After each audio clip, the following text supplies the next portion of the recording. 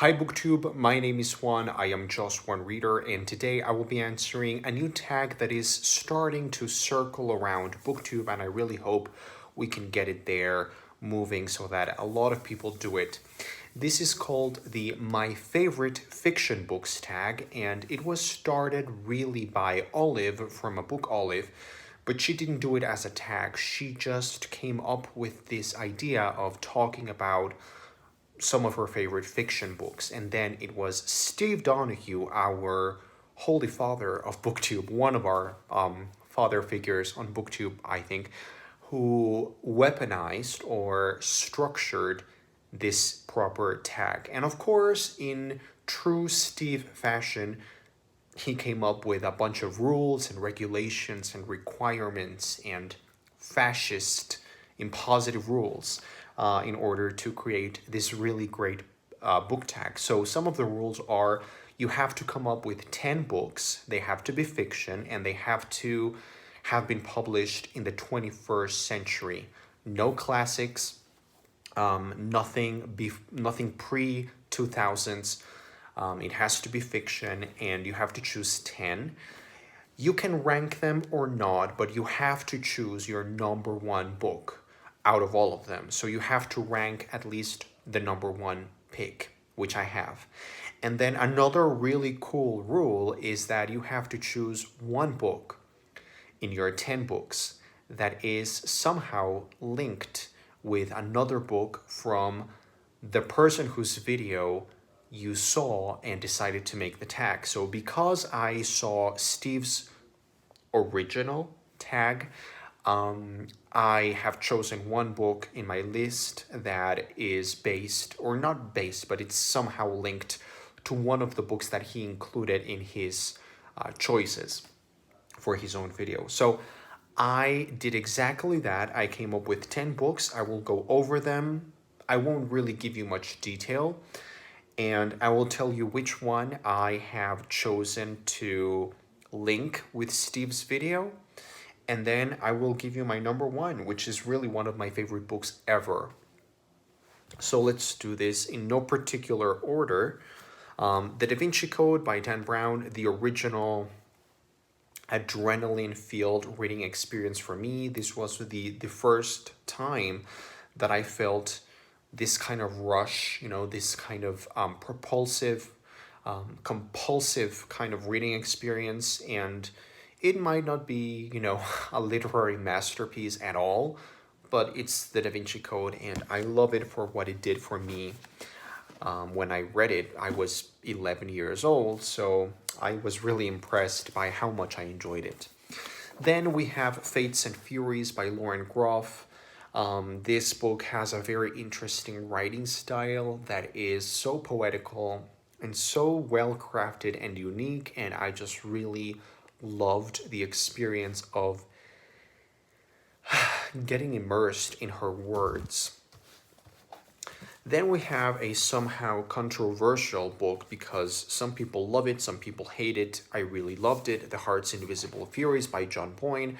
If you can click with this book's voice and writing style and sense of humor, you will probably find it very endearing and very charming. I certainly did.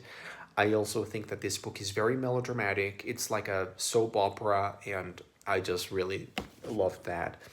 Then we have The Truth About the Harry Kabur Affair by Joel Dicker.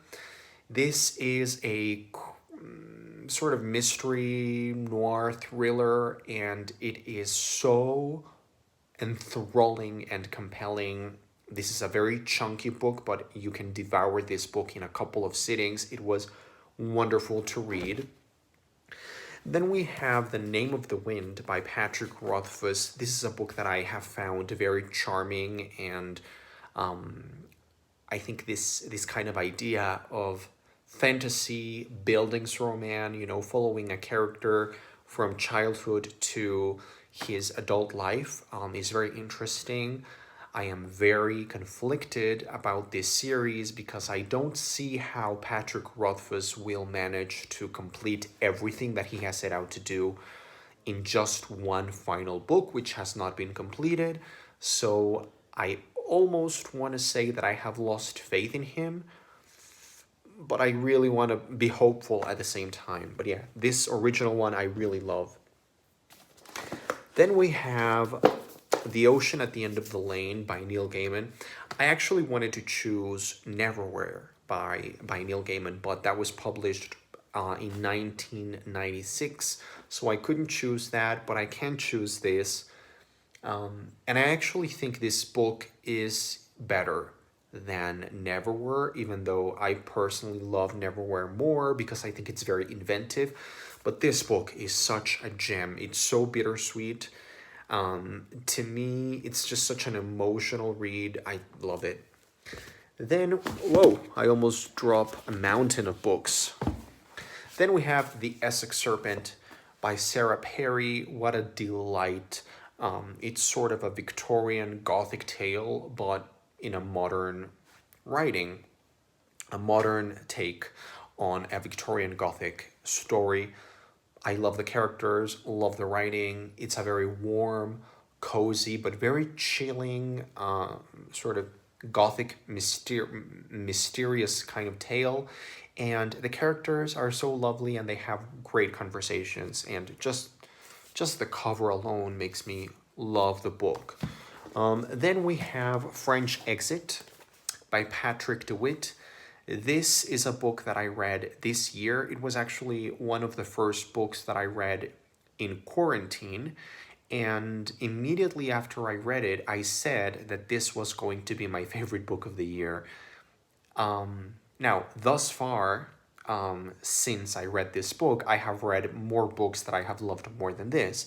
So it's not any longer my favorite book of the year so far, but it is one of my favorite books of the year so far, and it is hilarious and so tragic and so insightful. Really loved it. Then we come to The Goldfinch by Donna Tartt, which is the one that I have linked to Steve Donahue's video, because in one of his in his book tag, he chose The Interestings by Meg Wolitzer, which is about some characters and they have something to do with art. And we watch those characters grow old and we see them over time throughout the years. I haven't read that book. I really should. I have a copy and haven't read it. But The Goldfinch, similarly to that, follows Theo as he gets tangled up with this painting, The Goldfinch. It's about art. It's about growing up. So there you go. And then finally, number one is absolutely my number one from this list. It is probably one of my top 3, top 5 favorite books of all time. It's a book that I can't really find the right words to really express how much I love it, how much it means to me, how much I have resonated with it every single time that I have reread it throughout my life. And I really think this is one of those books that, this is gonna be weird.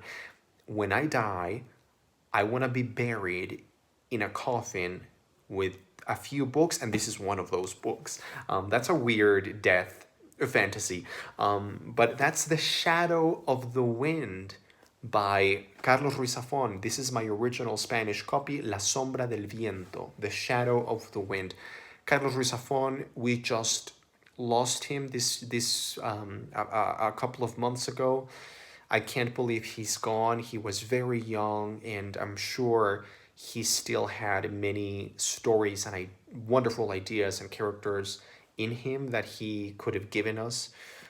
So it's really probably the most devastating piece of news that I've heard in all of 2020 personally, because of what his work has meant to me. But yeah, at least he gave us this one and many other books. If you're interested in knowing more about this series, you can find a video that I made about the quartet, which is The Cemetery of Forgotten Books, and this is book 1. This book is one of those perfect reading experiences for me, and it means a lot. That's it. That's the tag. My favorite fiction books tag, and I am going to tag some people. Thank you, Steve, for creating, weaponizing, stealing Olive's ideas in order to create this wonderful book tag. I am going to tag Leo from A Little Book Life, Sarah from Hardcover Hearts, Chris from ChrisbookishCauldron, Bookish, and Alex from What Page Are You On? Thanks for watching.